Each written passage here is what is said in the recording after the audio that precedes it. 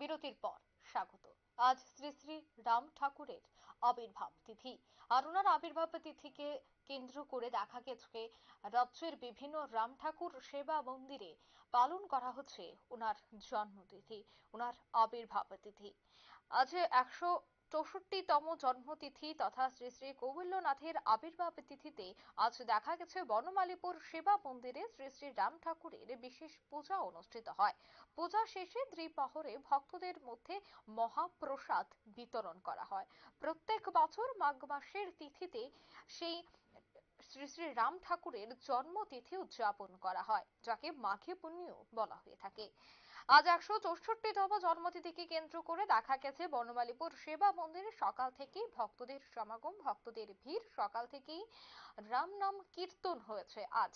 তারপর বিশেষ অনুষ্ঠানের পর ভক্তদের মধ্যে মহাপ্রসাদ বিতরণ করা হয়। সে বিষয়ে শ্রী শ্রী রাম ঠাকুরের মন্দিরের পুরোহিতরা কি বলছেন শোনাবো। আজকের জন্মতিথি উপলক্ষে ঠাকুরের যে বিশেষ জন্মতিথি সেই অনুযায়ী আজকে অন্নভোগ হবে। গতকাল আপনার তিথি অনুযায়ী শ্রী শ্রী সত্যনারায়ণ সেবা হয়েছে, আর আজকের জন্মতিথি অনুযায়ী আপনার অন্নভোগ হবে। অন্নভোগ হওয়ার পর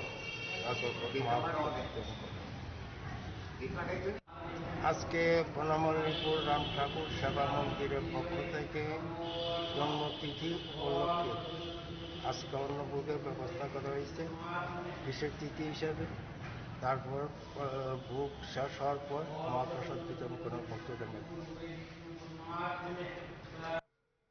আপনারা শুনলেন পুরোহিতের বক্তব্য।